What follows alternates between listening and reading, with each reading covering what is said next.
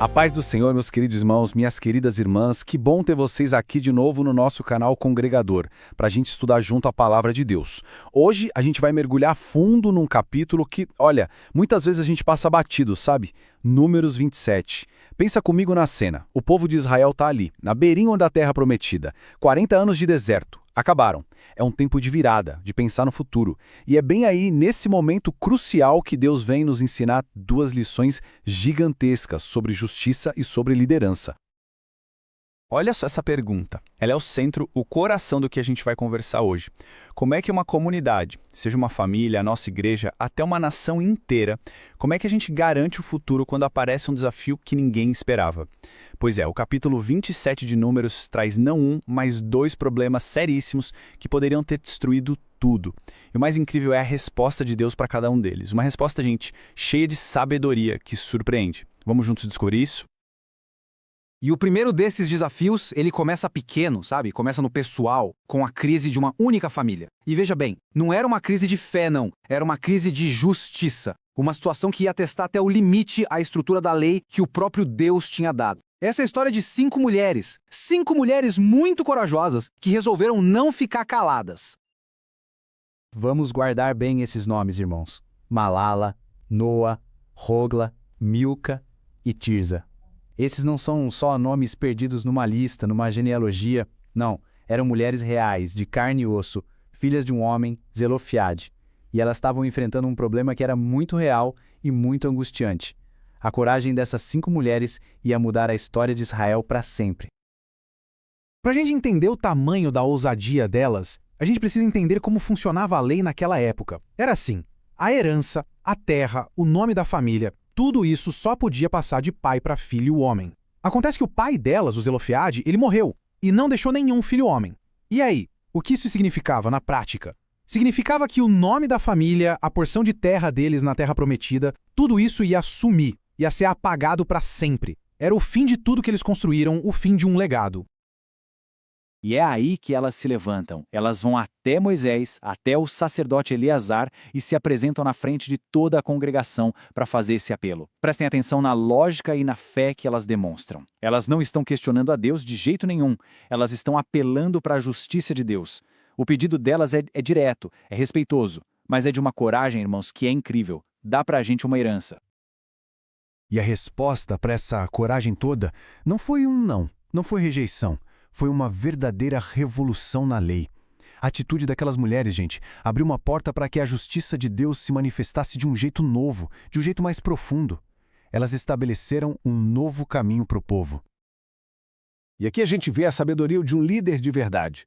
Moisés, ele não decide sozinho. Ele não bate o martelo por conta própria. Ele reconhece que o caso é complexo, que é importante demais, e o que ele faz? Leva a questão direto para o Senhor. Que lição tremenda para todos nós, né? Especialmente para quem está em alguma posição de liderança.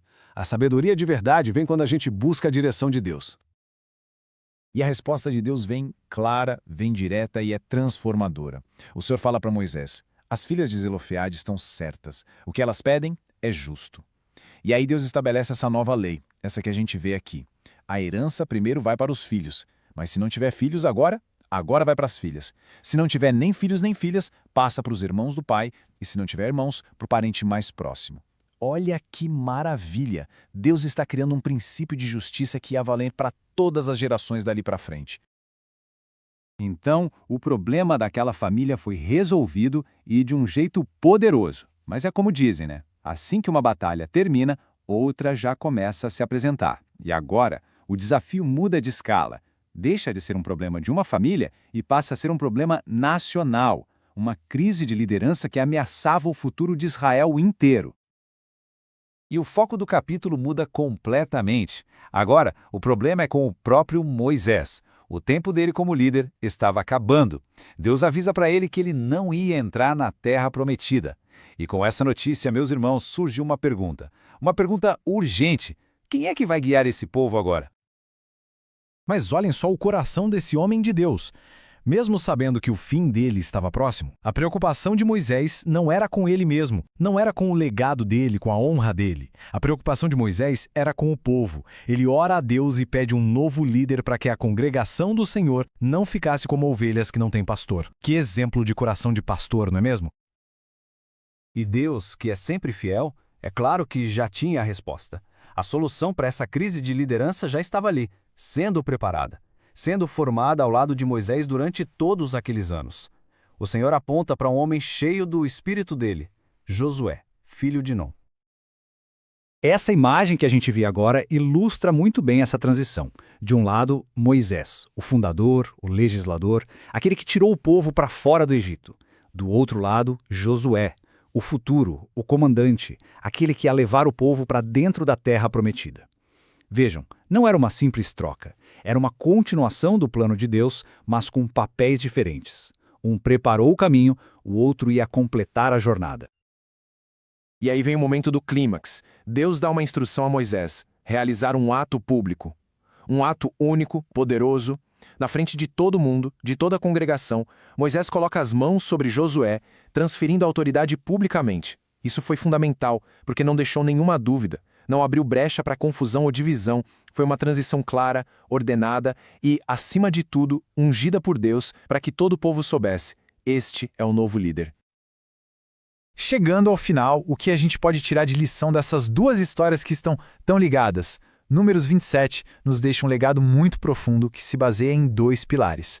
Dois pilares que sustentam qualquer comunidade que quer honrar a Deus. Primeiro, buscar a justiça. E segundo, ter a sabedoria de planejar o futuro. Resumindo tudo, ficam aqui duas lições que são eternas. A primeira é a prova clara de que Deus se importa, sim, com a justiça social.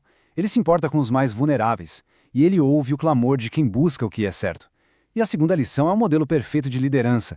Uma liderança que se preocupa com o amanhã, que prepara sucessores e que garante que a obra de Deus vai continuar, mesmo depois que a gente não estiver mais aqui. E eu quero terminar, meus irmãos, deixando uma reflexão no coração de cada um. O que é mais difícil? O que exige mais da gente? Ter a coragem de se levantar contra uma regra injusta, como fizeram as filhas de Zelofeade? Ou ter a humildade e a visão de futuro para preparar a próxima geração, como fez Moisés? Sabe, talvez a resposta seja que o Senhor nos chama para as duas coisas. Que Deus nos dê a coragem daquelas mulheres e a sabedoria daquele grande líder. Fiquem todos na paz do Senhor.